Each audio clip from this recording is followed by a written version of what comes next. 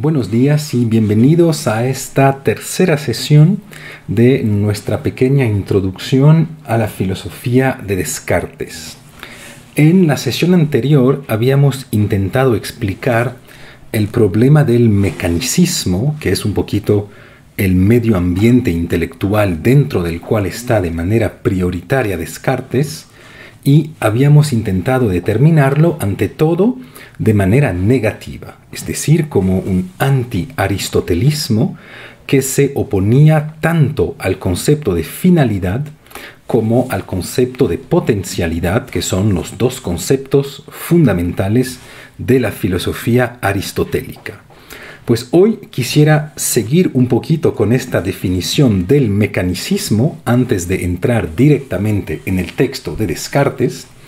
pero quisiera esta vez que podamos determinar de manera positiva al mecanicismo y que veamos un poquito su impacto sobre la filosofía moderna. Y una de las mejores definiciones probablemente que podemos dar del mecanicismo pues es la idea según la cual lo que determina a una cosa ya no es obviamente su finalidad como en Aristóteles,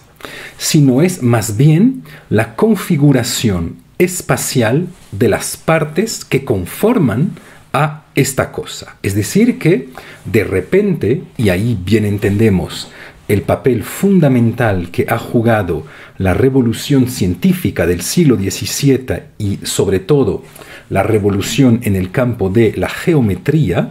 puesto que de repente todo se reduce a una especie de juego de posiciones en el espacio. Ya no hay cualidades como tal, tal como existía en la filosofía aristotélica,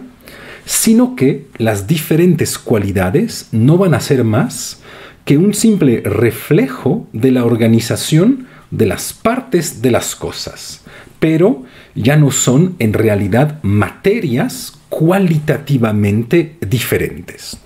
Y esto se puede entender de manera muy simple cuando, por ejemplo, vamos a decir que lo duro, lo suave, lo salado o lo amargo pues son únicamente cuestiones de configuración de las partes de tal o de tal alimento. Encontramos así en el siglo XVII una verdadera erradicación de la cualidad al favor de la cantidad. Por eso, el mismo proyecto moderno, tal como vamos a ver en los textos de Descartes, es la fantasía o es el proyecto de una completa cuantificación del mundo. Es decir, cuando Aristóteles intentaba distinguir entre diferentes cualidades, pues el mundo contemporáneo va a intentar mostrar que en realidad todo es cuestión de cantidad. Y esto obviamente va a tener consecuencias muy importantes sobre los mismos conceptos de la filosofía, y quiero darles un ejemplo para hacerles sentir frente a qué tipo de dificultades nos vamos a encontrar al querer de repente decir que las diferencias cualitativas son en realidad diferencias cuantitativas. Pues notaremos, por ejemplo, que la filosofía moderna va a tener una gran dificultad para poder pensar el concepto de vida. Y, de hecho, es un problema sumamente complicado el saber si la vida es una cualidad un poquito aparte que ocupa cierta materia o si, al contrario, la vida es el puro reflejo de cierta configuración de la materia. Y, por lo tanto, es sumamente difícil saber si hay que separar de manera ontológica a los seres vivos de los seres no vivos. No solo a raíz de los principios explicativos con los cuales los vamos a explicar, sino al verdadero nivel ontológico. Es decir, hay una gran dificultad que consiste en saber si existe algo, y en este caso, ¿qué sería precisamente? Si existe algo que se llama la vida. y que sería pues una especie de pulsión un poquito misteriosa,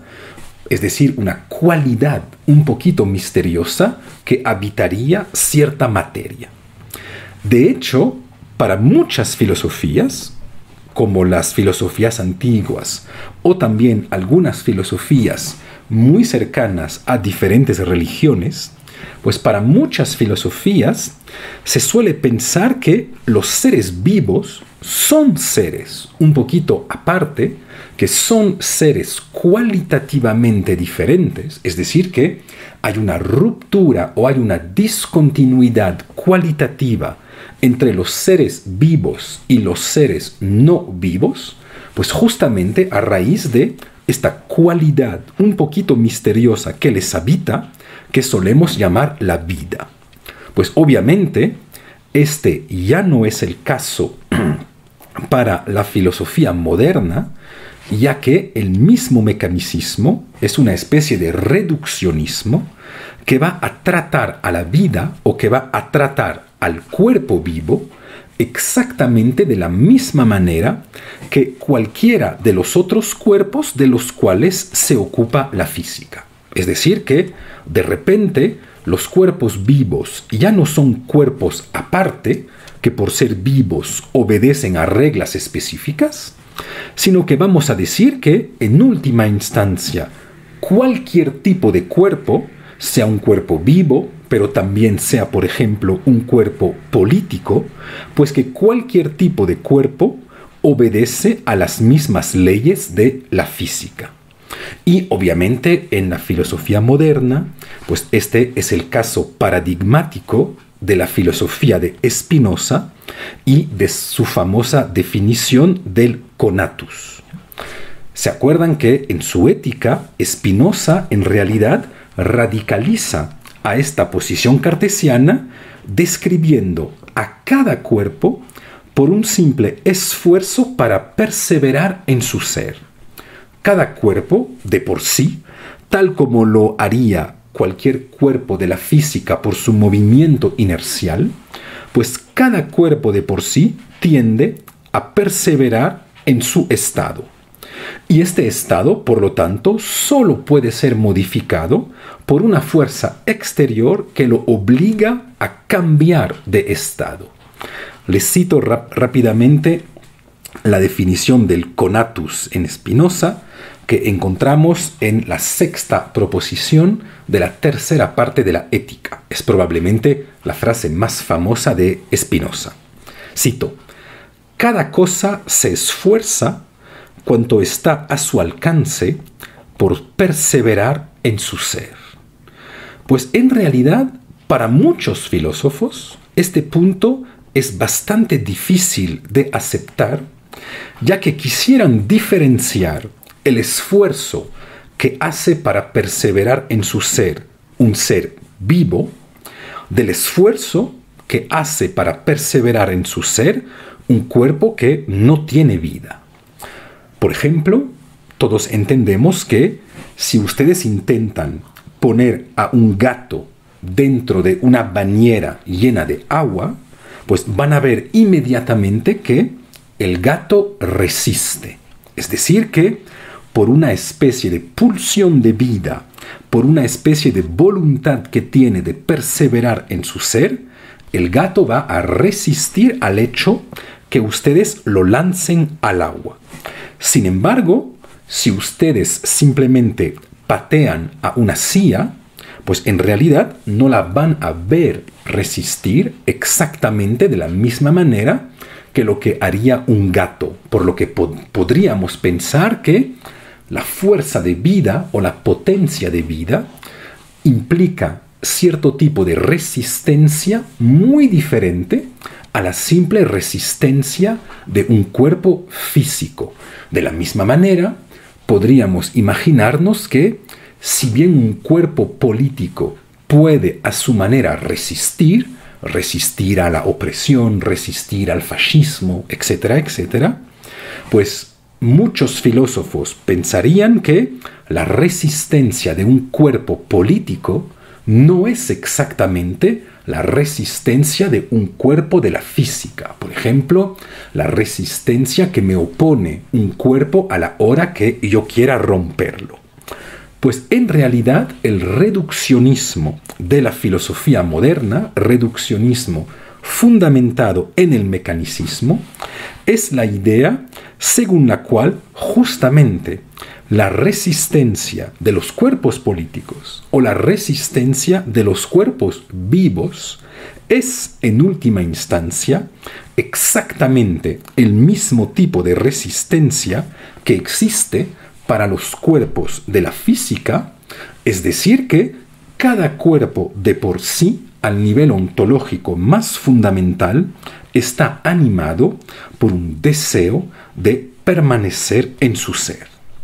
Y entendemos entonces que el mecanicismo,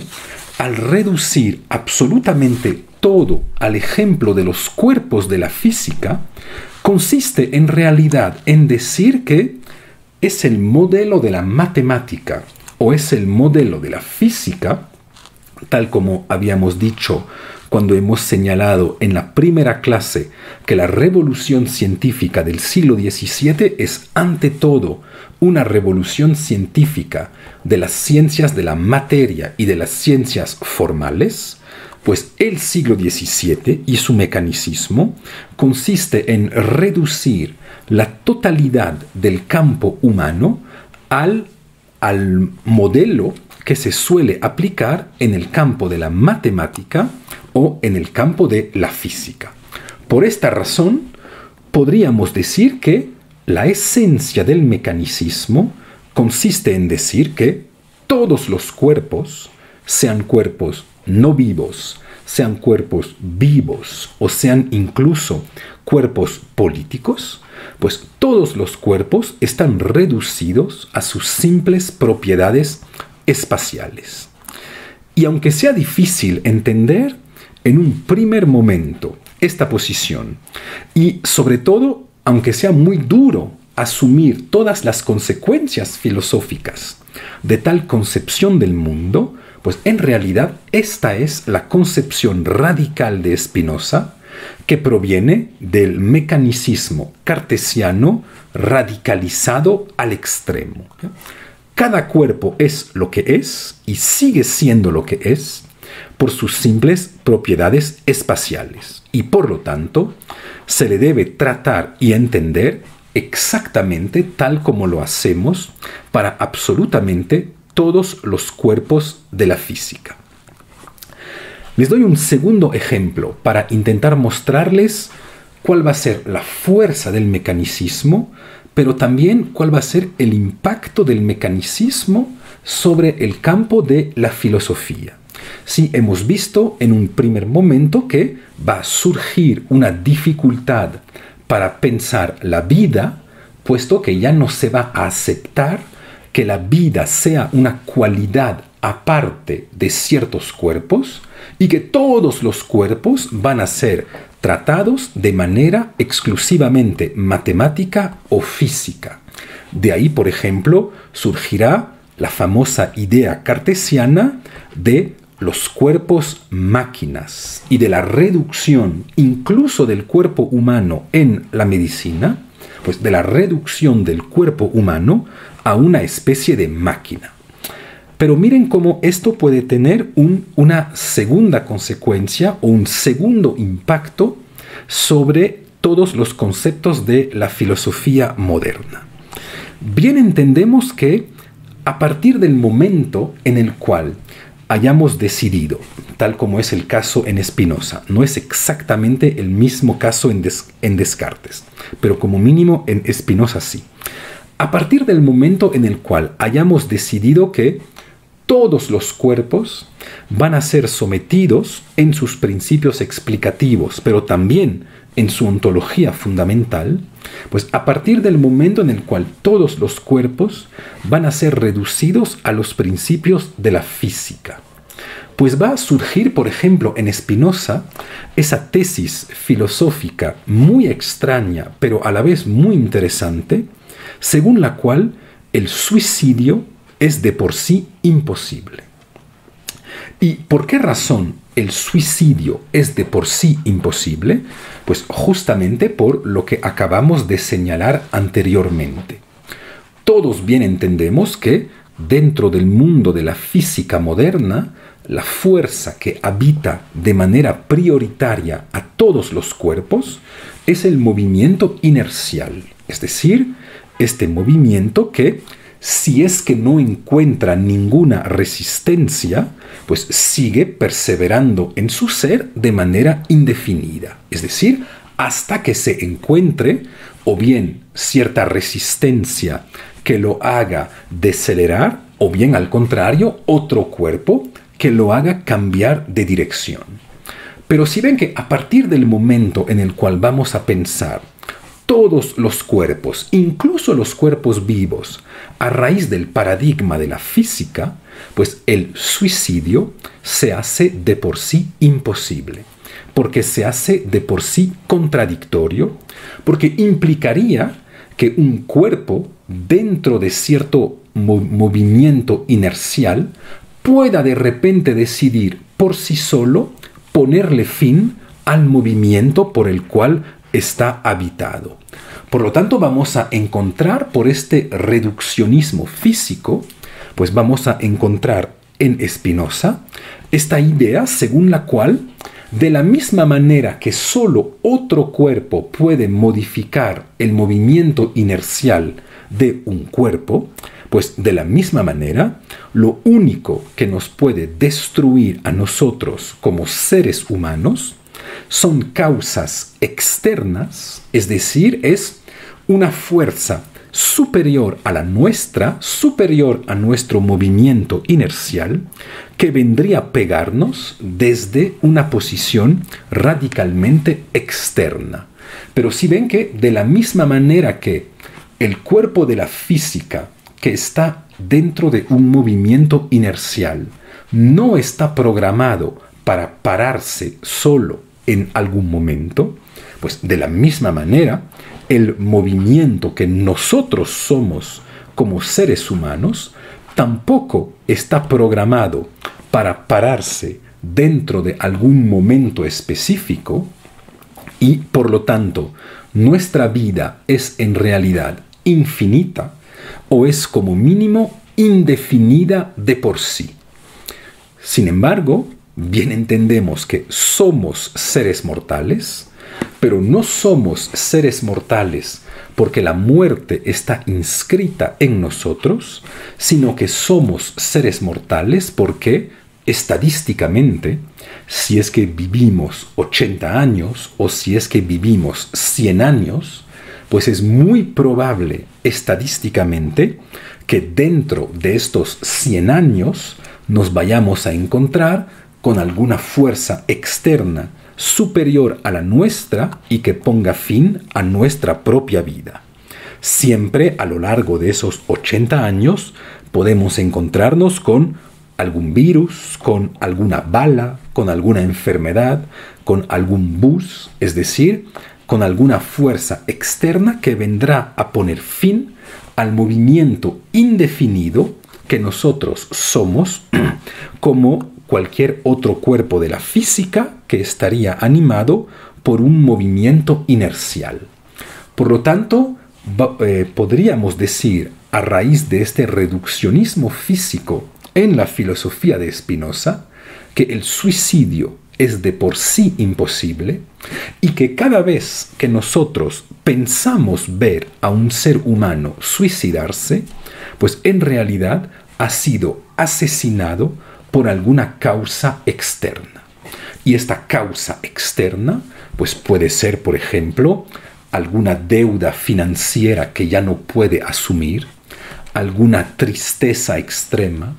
alguna melancolía insoportable, pero que en realidad la vida de por sí no puede tomar ella sola la decisión de ponerle fin a la vida. De la misma manera que un cuerpo físico que lanzamos en el vacío continúa de manera indefinida su movimiento hasta que otro cuerpo que le es exterior venga a ponerle fin a este movimiento, Pues de la misma manera, una vida humana persevera en su ser hasta que alguna causa externa venga a ponerle fin. Por lo que sí ven que con este simple ejemplo spinoziano del problema de la vida y del problema del suicidio, pues ya podemos ver como una revolución científica que de repente cambia radicalmente el paradigma a partir del cual pensamos, pues es una revolución conceptual que va mucho más allá de simples consideraciones científicas, puesto que va a tener todo un impacto sobre los conceptos más importantes de la filosofía, sobre, por ejemplo, la misma definición de la vida. Ahora bien, cerramos lo que estábamos diciendo acerca del mecanicismo y ahora sí entonces entramos realmente en el análisis de los textos de Descartes, en los cuales vamos a poder ver cómo esta revolución científica tiene, como mínimo en un primer momento de la obra de Descartes, consecuencias conceptuales muy importantes. Y para entender las posiciones de Descartes en el campo de la filosofía, pues vamos a comenzar a leer el primer texto que nos va a ocupar durante 2 o 3 sesiones, que es un texto que se llama Las reglas para la dirección del espíritu. Este en realidad es un texto que Descartes nunca publicó y que tampoco terminó. Y se suele pensar que fue redactado en el año 1628, es decir, cuando Descartes recién tenía 32 años, por lo que podríamos decir o podríamos leer a este texto de Descartes como una especie de texto de juventud, y más aún podríamos imaginar que si Descartes no publicó este texto, es que en realidad es un texto al cual no daba mucha importancia. Pues eso sería un error terrible, porque en realidad este texto de Descartes, por mucho que sea un texto de juventud, y por mucho que no haya sido publicado por Descartes, es probablemente uno de los textos más importantes para poder entrar en el mismo gesto de la filosofía cartesiana, ya que detrás de todo el problema epistemológico del cual vamos a hablar, pues en realidad Descartes desarrolla toda una ontología, esta famosa ontología que Jean-Luc Marion llamó la ontología gris. Intentaremos explicar por qué. Entonces, en realidad, este texto, que es un texto corto, es un texto muy importante porque aparecen ahí ya, en realidad, todos los temas que determinan la casi totalidad del pensamiento cartesiano, como por ejemplo la extensión de las matemáticas a todos los campos del saber. También aparece ahí el problema del método,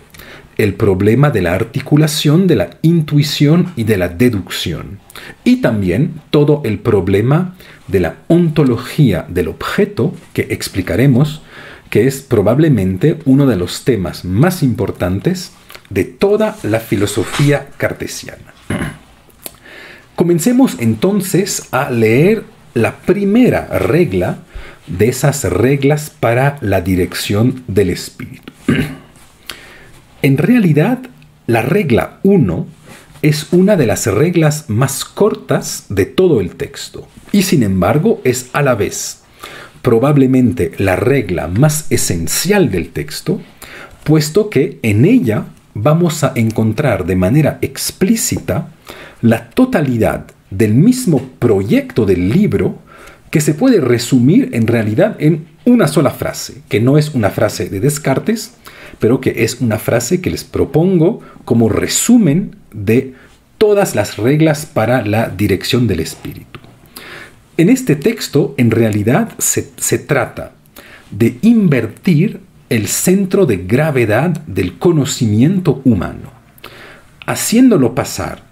de las cosas a la misma mente humana. Es decir, que de repente para pensar el problema del conocimiento, vamos a tener que decir que el conocer no es una relación que está una relación entre un sujeto y un objeto. No es una relación que está determinada de manera prioritaria por lo que las cosas son, es decir, por una ontología de las cosas que debo conocer, sino al contrario, es una relación determinada por las simples capacidades de la mente humana. Y esto va a tener una consecuencia muy importante en el campo de la ontología, tal como vamos a explicarlo ahora, puesto que de repente, a partir de la filosofía de Descartes y a partir de esta regla 1, lo que se va a conocer o lo que el ser humano va a poder conocer ya no van a ser las cosas del mundo, sino al contrario los objetos de la mente humana. Por lo tanto, vamos a tener que introducir constantemente, de manera un poco fina, una diferencia entre lo que es una cosa y lo que es un objeto. Y ahí bien entendemos que esto conlleva a la vez una revolución epistemológica, puesto que es de manera prioritaria en el campo del conocimiento que se plantea esta dificultad, pero por otro lado también conlleva toda una revolución ontológica, puesto que vamos a tener que distinguir, en tanto que seres diferentes, lo que es una cosa y lo que es un objeto. El texto entonces de esta primera regla comienza por lo que Descartes llama una falsa comparación entre la multitud de las artes y la multitud de las ciencias. Cuando hablamos en este caso de artes, acuérdense que en 1628 todavía no está conceptualizado el concepto de bellas artes y que por lo tanto cuando hablamos de artes queremos hablar en realidad más bien de lo que hoy en día llamaríamos los artesanos o las diferentes artesanías. Y Descartes dice, a raíz de esta comparación entre las artes y las ciencias, Descartes dice, muchas personas creyeron que de la misma manera que un solo hombre no puede ser excelente en absolutamente todas las artes, en este sentido que nadie puede ser un artesano excelente en todos los diferentes tipos de artesanía que pueden existir.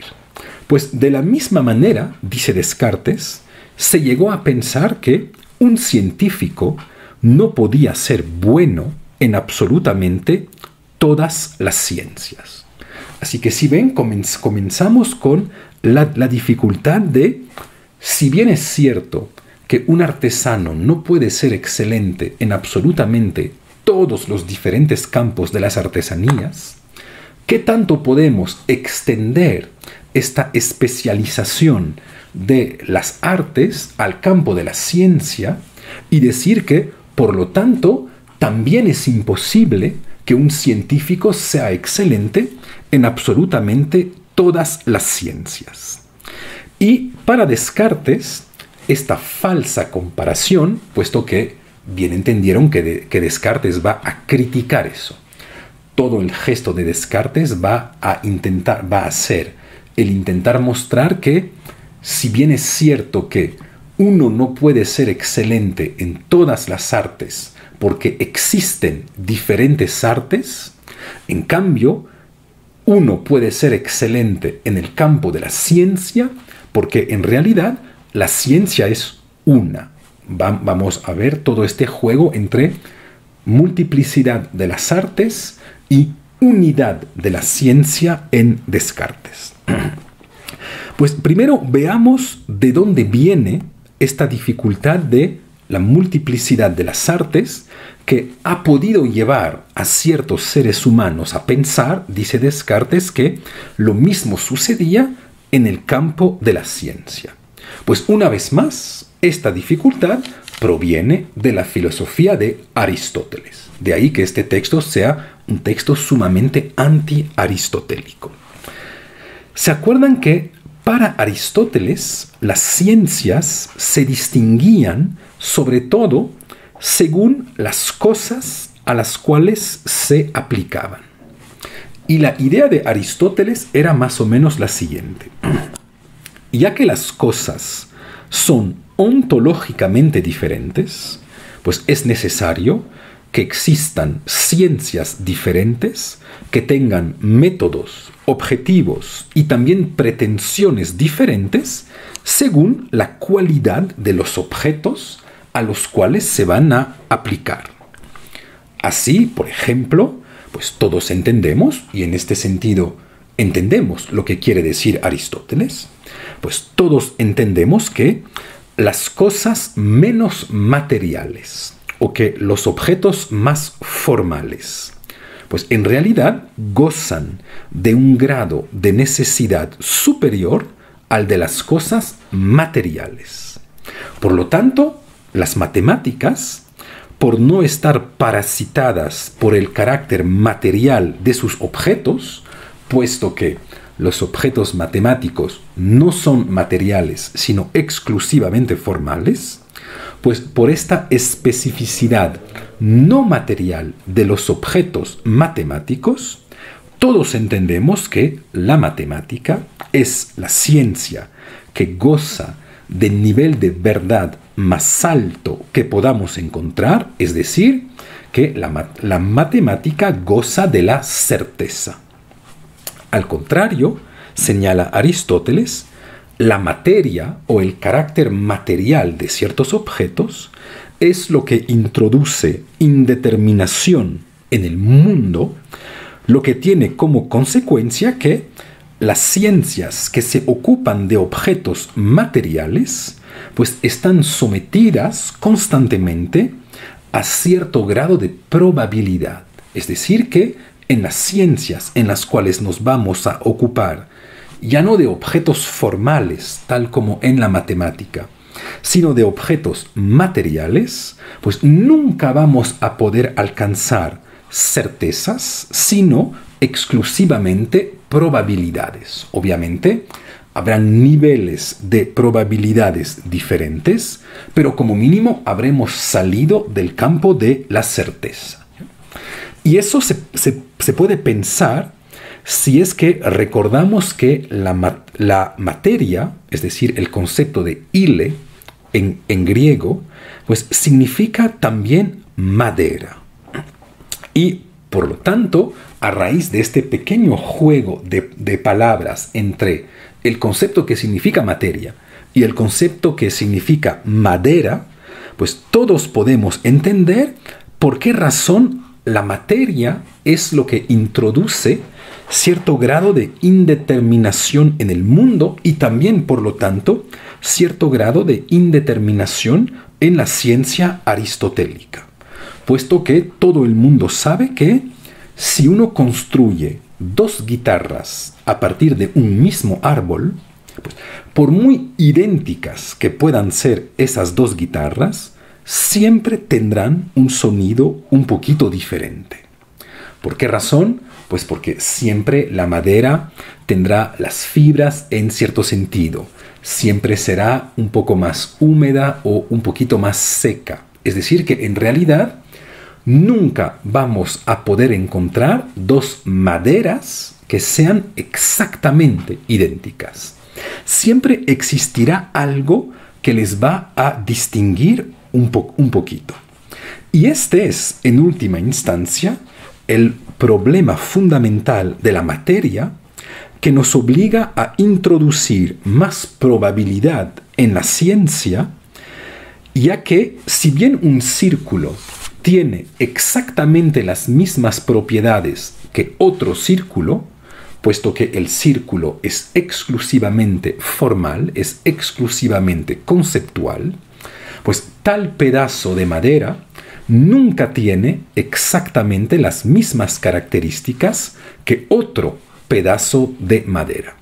aunque eventualmente provenga del mismo árbol y del mismo tronco. Y esto obviamente es aún más cierto a medida que vamos añadiendo complejidad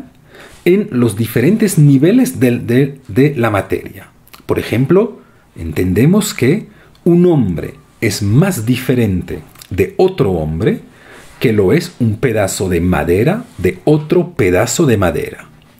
Por esta razón, la psicología o la sociología, pues, por el carácter materialmente sumamente complejo del objeto del cual se ocupan, pues son aún más lejanas de la certeza que lo son la física o que lo es la biología, que a su vez están más lejanas de la certeza que lo puede ser la matemática o la lógica. Es importante entonces entender que en Aristóteles existen varias ciencias que tienen sus métodos, sus objetivos y su diferente grado de verdad al cual pueden acceder, pues simplemente porque existen cosas ontológicamente diferentes, lo que nos obliga a crear un método para cada uno de estos niveles ontológicos. Y obviamente en la filosofía aristotélica, la materia es la responsable de la posibilidad de esta famosa indeterminación del mundo. Es algo que constantemente repite Aristóteles. Es en realidad la materia que es la responsable de que puedan existir accidentes, es decir, ligeras diferencias entre dos objetos que podrían parecernos idénticos. Entonces, bien entendemos por qué razón Aristóteles pudo defender la idea según la cual existen diferentes ciencias porque existen objetos que son ontológicamente diferentes. Y, de cierta manera, entendemos lo que quiere significar Aristóteles con eso, porque de hecho, de manera casi inmediata o de manera casi natural, pues todos bien vemos que mientras más formal sea una ciencia, matemática, lógica, pues más se va a acercar a niveles altos de verdad.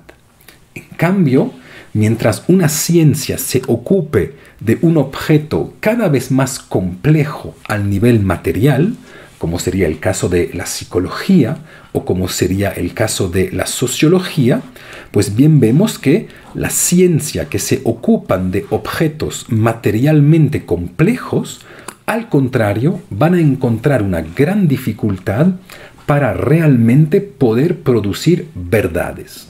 ¿Por qué razón? Pues simplemente porque dos objetos formales se parecen en absolutamente todo el uno al otro, nada se parece más a un círculo que otro círculo.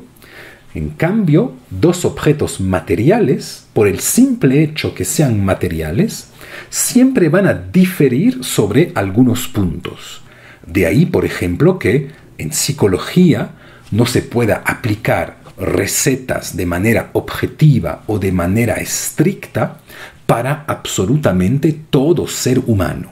puesto que ningún ser humano es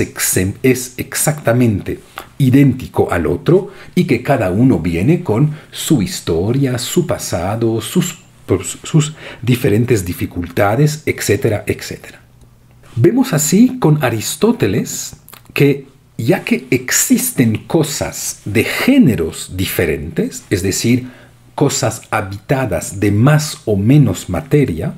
pues también deben existir ciencias diferentes, ya que es la cosa, o por así decirlo, es la estructura ontológica de la cosa, según sea más formal o más material, que va realmente a dictar a la ciencia sus posibilidades, así como sus grados de certeza. Vemos entonces que en la ciencia aristotélica o en la teoría del conocimiento aristotélica, el centro alrededor del cual gravita todo el proceso cognitivo son en realidad las cosas a las cuales debemos adaptar nuestras disciplinas y a las cuales también debemos adaptar nuestra manera de conocer. Para Aristóteles, conocer en matemáticas no es exactamente la misma cosa que conocer en sociología, ya que sus objetos son ontológicamente diferentes, lo que nos obliga a tener dos epistemologías radicalmente diferentes. Y para entender este punto, podemos analizar un momento el estatuto de lo probable y de lo posible en las dos teorías aristotélicas y cartesianas. Y ahí vamos a volver a encontrar algunas cosas que hemos dicho la semana pasada. Si bien lo probable tiene un estatuto ontológico en la filosofía aristotélica, en este sentido que hay cosas probables de por su mismo carácter material, pues este carácter probable se va a transformar en un puro problema psicológico en el sentido etimológico de la palabra. Esto se va a transformar en un simple problema psicológico en la filosofía de Descartes. En este sentido que la probabilidad en Descartes proviene de una incapacidad del sujeto a determinar la necesidad de las cosas y no de las cosas mismas. Para retomar el ejemplo del cual hablábamos la semana pasada, pues decir que es probable que mañana llueva evidencia cierta manera de existir en la filosofía aristotélica, en este sentido que la lluvia de mañana existe en tanto que probable en Aristóteles, cuando al contrario, en la filosofía cartesiana vamos a decir que alguien que nos dice que es probable que llueva mañana, pues simplemente es porque es incapaz de determinar si es que mañana realmente lloverá o si es que mañana no lloverá. Por lo tanto, cuando lo probable era una dificultad ontológica en Aristóteles, de repente lo probable es una simple dificultad epistemológica, o por así decirlo, cognitiva, en la filosofía cartesiana. Y para Descartes, esta diversidad de las ciencias, tal como la pensaba Aristóteles, es en realidad un grave error, ya que, y ahí el giro inmenso que le da Descartes a la filosofía, pues esta diversidad aristotélica de las ciencias es un error, ya que la fuente del proceso cognitivo no se debe buscar en las cosas, sino en el mismo espíritu humano o en la misma mente humana. No es la mente que debe adaptarse a los diferentes tipos de cosas, tal como lo hacía en Aristóteles, sino que son las cosas que se deben reducir a simples objetos a la hora de entrar dentro de los procesos cognitivos. Les cito una pequeña frase de Descartes. Creyeron también, ellos aristotélicos, creyeron también lo mismo de las ciencias y, distinguiéndolas unas de otras por la diversidad de sus objetos, pensaron que cada una debía adquirirse por separado, prescindiendo de todas las demás, en lo que evidentemente se engañaron. Por eso va a señalar Descartes, existe en realidad una unidad fundamental de todas las ciencias dentro de lo que él va a llamar la sabiduría humana, humana sapiencia. Ya que la ciencia no trata, en Descartes,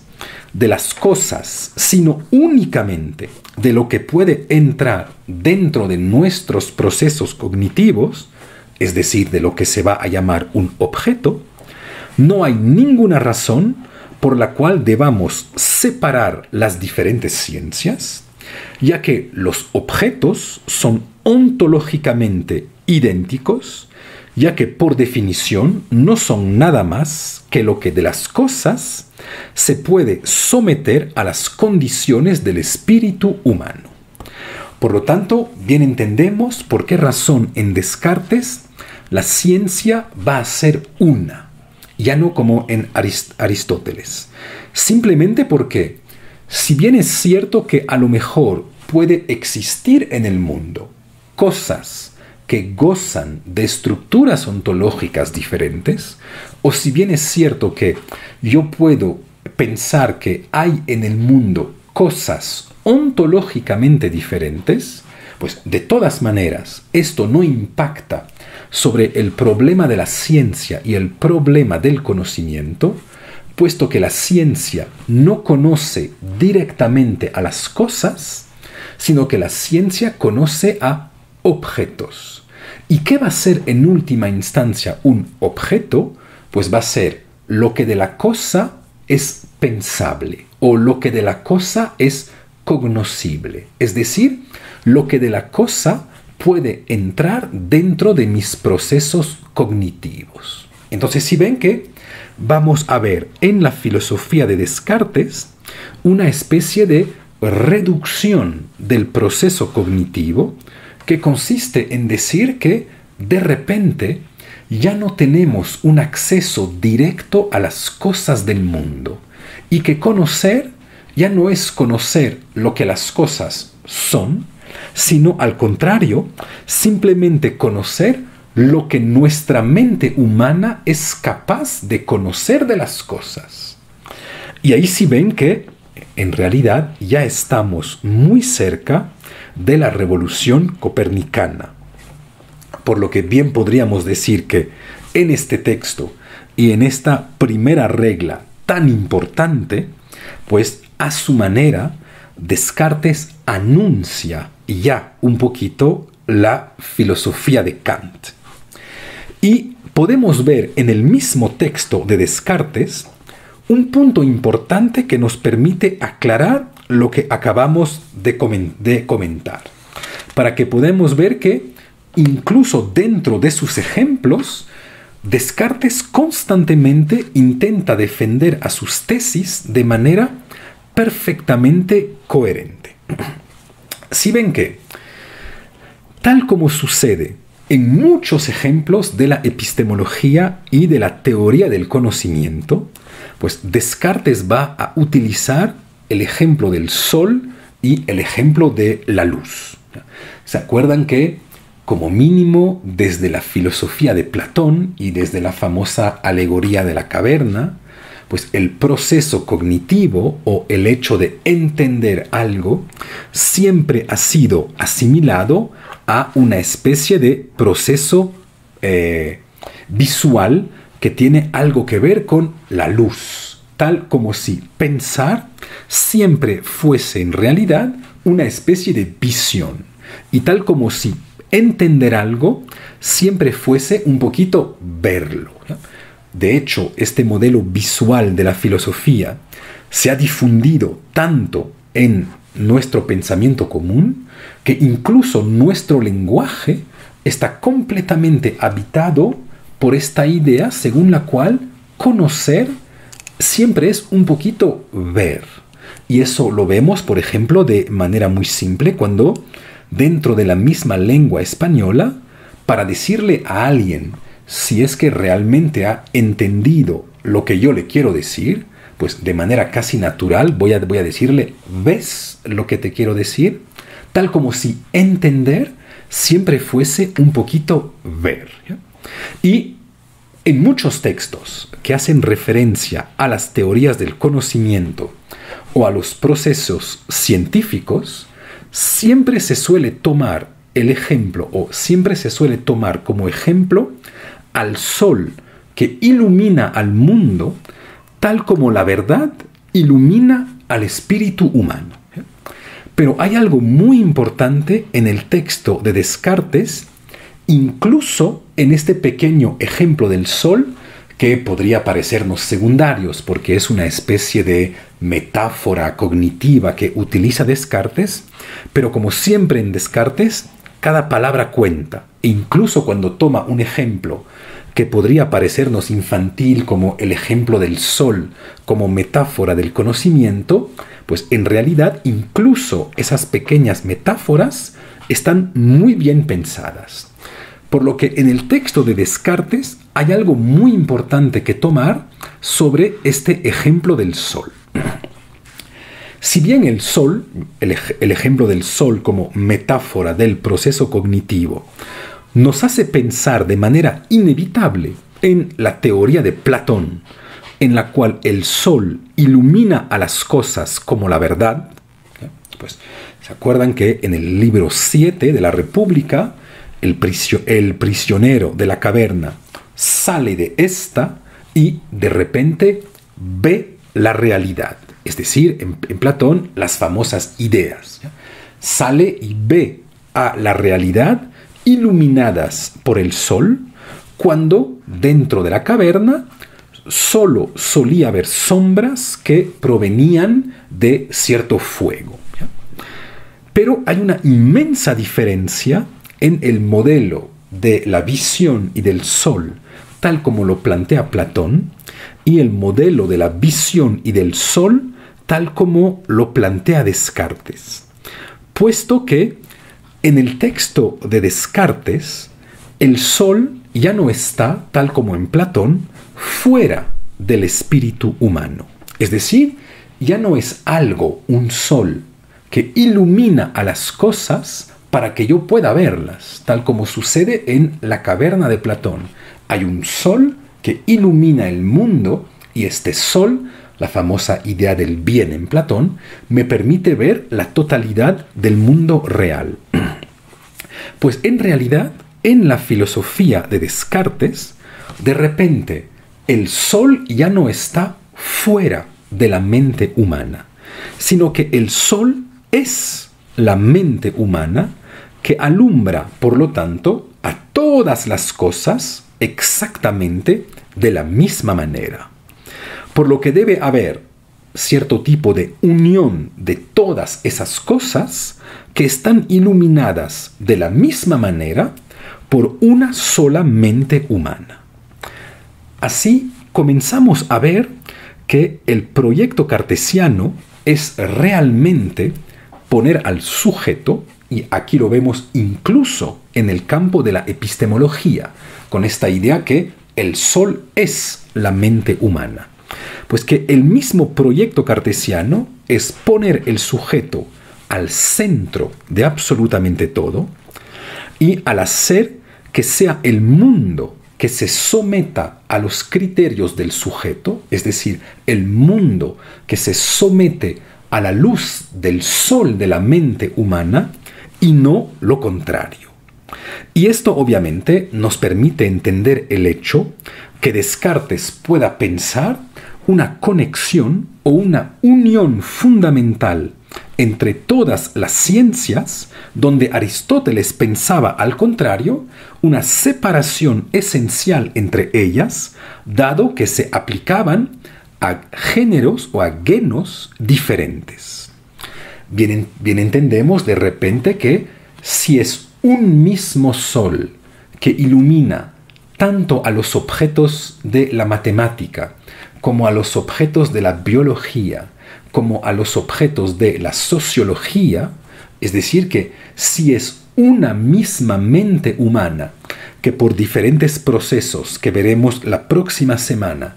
va a construir objetos del conocimiento, pues bien podemos entender entonces que por haber pasado por un mismo proceso de construcción, estos objetos tengan algo que ver. Esos objetos sean mucho más parecidos que lo que eran las cosas ontológicamente diferentes en la filosofía aristotélica.